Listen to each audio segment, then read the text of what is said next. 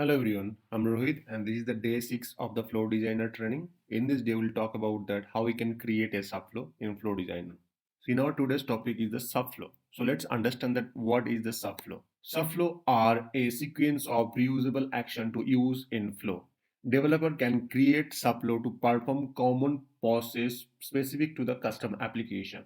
So developer can create a subflow depending on the requirement for the common process. What could be the common process? The common process could be the create change request. So the create change request is a common process, right? There could be another process called create incident, create request. So depending on your own custom application, custom requirement, you can build your own process through the subflow. So in our today's session, I'll create a subflow and add some of the process in our ServiceNow system. So what are the process we are going to do in our subflow? We are going to add these many actions in our subflow. First, we'll create a subflow name called create change request.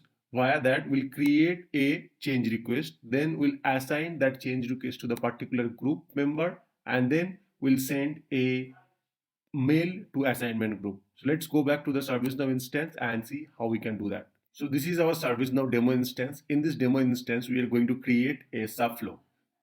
To create the subflow, first we'll go and open the Flow Designer module and open this Flow Designer module. So this is our Flow Designer console, and then here, like we create the flow, we can create the subflow. There is some difference between flow and subflow. We'll discuss that, but let's say that in our today's topic is the subflow. We'll click the subflow. The moment we click the subflow, we have a options or we can say the property where we can define the subflow name, description, application name, accessible from, subflow annotation and other stuffs like the way it was showing in our flow. So let's say that I'll put this subflow name called create change request, and then you can define the description, you can define the application, and these are the other things like run as role, run as user sessions, whatever you think that. I'm not going to do anything. I'll just put the name called create change request. This subflow goal is to create the change request. Now, if you see that, notice that previously when we created that flow, we have a options called trigger option where we can trigger that on which certain condition our flow will be triggered, like whenever the incident will be created, updated, or change will be created, updated, or any inbound email or maybe schedule. Basis on that, we want to trigger the flow. But subflow is not a triggerable content. It needs to be called. So that's the reason we don't have any options called trigger. We have options called input and output. I'll show you how we can use the subflow, but you can see that this subflow, or whenever you create a subflow, there is no option to trigger that. Now I'll click these actions here, click the actions, and then first thing we are going to create a change request. So I'll go, and if you scroll down, we have a one application called ITSM. Under this ITSM, we have various types of ITSM operations like creating change, creating incident, all this. So if you see that under this change sub model, we have a various change module. So if you see that we have a create emergency change from incident, create normal request from incident, create standard request from incident. So we have a various options where we can create the change request. For example or generic example, I will take that create emergency change because create normal change which have only from incident, but we want to build the generic. So we'll select the create emergency change request. So in this action, we need two parameters. One is the description and then short description. How do we get that description and short description? We will pass or we will use the short description and description from our input parameter. What we can do under this input parameter, we can create our own input parameter. So first I'll click the plus sign, and you can see that under this we have an input parameter and we have an output parameter. We have two options. One is the input, another is the output. Let's say that we are going to create two input parameter or two input variable, one for the short description, another is the description. We'll click plus sign, and then we are going to say that short description.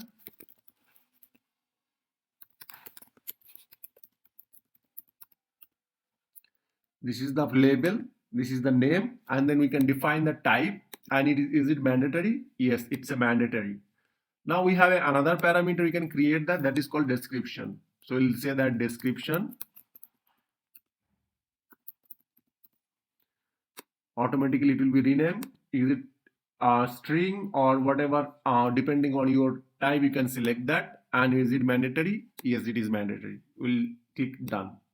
So whenever or whoever is going to test this subflow, they have to be passed these two information, like at that moment short description and description, and then based on the short description and description, the change request will be created. So let's put that description to here, and then short description to from the subflow information, we'll put that.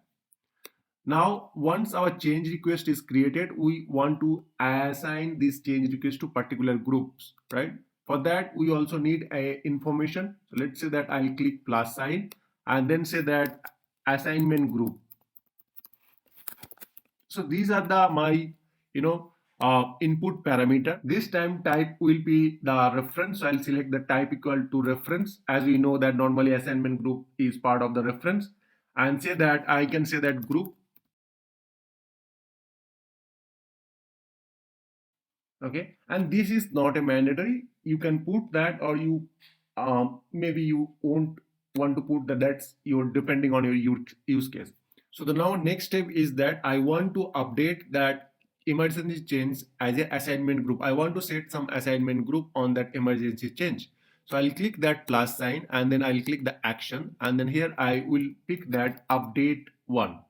So I'll search with that update record and I'll pick that. What we want to update, we want to update this emergency change as a assignment group. So we'll pick this create emergency change request, and then under this field I will set that call assignment group. And what should be the value should be come from the input. So we'll click that and then we'll select the subflow input and then assignment group. So here we created the emergency change and we updated the emergency change. Now here, if we want to do any other steps like sending email, sending SMS, do whatever things, if we make sense, we can do that, but I'm not doing anything. The moment our subflow is done, so as we know that subflow is not triggering from, or it is not triggering automatically, it has to be called from somewhere else, either from the script, either from the flow, whatever, we need to be called that subflow from somewhere else. And that whoever is calling this subflow, they might need this change number. For that we can return or we can pass this change number as an output. How do we create the output? We can click this plus sign and then here we can click this plus sign and we can define that our output variable name or output parameter name. So let's say our output parameter name is called change number or change request, and the name will be automatically reflect. Here we can put the type equal to string, or let's say that I'll select the reference, and then the table name is the change request. I'll select that. So I will return this the change number as an output. To return that output, we can click the plus sign again. You can select the flow logic, and under the flow logic we have options called assign subflow output. We can click that, and here we can click the plus sign, and here we can select this this one. We can select the change request. This is created, or this is showing from that input and output parameter. You can select that. So this is the name of this our variable, and what should be the value? Value should be coming from that once this change request is created. So we'll click that and then select that and then change request. All right. So in an overview, this is a subflow. This subflow is responsible to create an emergency change based based on that assignment group, short description. And once we get that, we will create this emergency change and we'll update that and we'll return that change number. So let's save this flow or subflow. As I mentioned in the beginning, this subflow cannot be triggered until unless we call from somewhere else. We can call from that script, we can call from that another flow, we can do that. First we'll test that this subflow and then we'll call that. So to test that, we can click this test button. Once we click the test button, you can see initially we mark that short description as a mandatory parameter. Assignment group is non-mandatory. Either we can pass or not. Let's say that test subflow and test subflow description, and assignment group maybe cap. And once we click the run test, it's supposed to be create a change request and it return the change number. Let's click run test and click this status. As you know that this is supposed to create a change request, and this is the change request which has been created. Next we have a update. So this is the assignment group which supposed to assign, and this is the output that returns. So let's see. We will open this change request or change number and see that first. We'll open this change number, and as you can see, the change short description populated, assignment group also populated. So this is how it subflow works. Now the next question comes to that how we can use this subflow in our actual real time. So we cannot go and click the test and do that, right? So let's understand that in a use case. So we can go to this incident for this example, and this incident is a new incident. I will open that.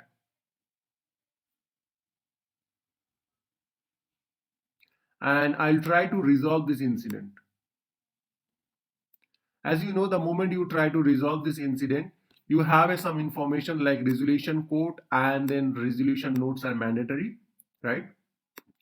In this resolution, you can see the resolution code and resolution notes are mandatory. In this resolution note, once we select this resolved by change and then we put some resolution note, it will create a change request through the flow. This will be our requirement, right? So let's say that the moment incident will be resolved and the resolution code is resolved by change and then resolution notes is something, at that moment our subflow should be triggered. So this subflow should be triggered, right? How can we do that? So to do that, first we'll create a flow. So we'll create a flow. So let's say that create flow, and then let's say that incident resolved by change. So this might be our flow name. We'll submit that and we'll skip tool. What should be the trigger condition? We'll say that record updated. Which table or which record should be updated? The record is nothing but the incident record. Incident record if it is updated. On which filter? The filter is that whenever state changes to the result and then resolution code is resolved by change. So we'll select that state changes to resolve and resolution code is resolved by change. At that moment this flow should be triggered. Now you might be asked that whatever actions or whatever action we have created under the subflow, like create, emergency, change, update, these two things we can directly add that in our flow. Yes, you can do that, but let's assume that this is our standard process of creating change. So if you create separate, if you there is a 10 or 12 places if you want to address or if you want to do that, that will be redundant process, right? Like a script include. You can copy and paste the whole code, whatever inside the function into directly business tool. But we don't do that. We normally call that function so that we can use in multiple places, right? Similarly, create change request is a standard process that can be used, or this is a subflow that can be used in multiple places. It could be from the incident, this flow, it could be used in a different flow. Now here we can click the actions, and this time we are not going to add these two actions. Instead of that, we'll directly call this subflow. To call this subflow, we'll click this plus sign, we'll click the subflow options, and you can see there are n number of subflow at that moment present. So you can select or you can search your own subflow. So we'll search with that create you can see I'm not able to find out our own subflow. Why? Because this subflow is right now saved, but it did not publish. So we should publish this, subflow. I'll just publish this subflow and then go back to this flow. And then let's try to search again. I'll go and then click the subflow and then search that create change request. And you can see if I select that, there is a two option. You can see there is a two option. Which one is our case? The R is in capital. You can see create change because this is in capital. So we'll select that. The moment we select the this our flow, we can see that we have a two fields or two input parameter is a mandatory short description and description. What should be the short description for change? The short description could be the change is the incident short description. We'll pick that trigger condition, incident record, and then we can select the short description. So short description should be the incident short description. What should be the description? Description should be, we can select the trigger condition here, and then we can select this is a description, or could be, resolution notes is the description. So we can select the resolution notes is our description. What should be the assignment group? Let's say I'm doing hard coded, for example. Okay. So this is our create change request process is done. So in this way, we can actually create our change request. Now, what else? The moment change request is created, let's say that I want to add in somewhere in this incident. Under this incident, there is a field called change request. There I want to populate or set that, change number. How can we do that? As you know, or as we already discussed, that this subflow will return a change number. So what I'll do, I'll click this plus sign, click action. Then I can search with the update record. And I'll pick that. Which record I want to update? I want to update this incident record. So I'll go and then select this trigger record. And what field I want to update? I want to update the change request field. So I'll select the change request. And what should be the value? The value will be returned from this subflow. So we'll select that one. So we'll select this create change request, and this will return a change request number. So we'll select that. And we'll save and activate this process. And activate this one. So let's understand in a high level. We have created a subflow. We have created a flow. This subflow is a standard process for creating a change request. And we can use this subflow in number of places, in number of flow, and in number of time. Now, we want to call this subflow in our flow that is called incident resolved by change. Whenever the incident is going to be resolved, in that state is resolved by change, at that moment we'll call this subflow and we'll create a change request or maybe emergency change request, as well as after that we'll update our incident record with that change number. So let's test that. So I'll just refresh this incident. I'll change this state to resolve, and then I'll scroll down. As we know that resolution notes and resolution code are mandatory. So we'll select that resolved by change, and then here we'll put some resolution code called testing flow. So as you know, this is going to be the description of our change, and this will be our short description of our change. So, and once the change will be created under the related record, here the change number should be populated. So let's save that. So I'll just save that. The moment we save that, you can see the change number is automatically populated. And if I open this change number,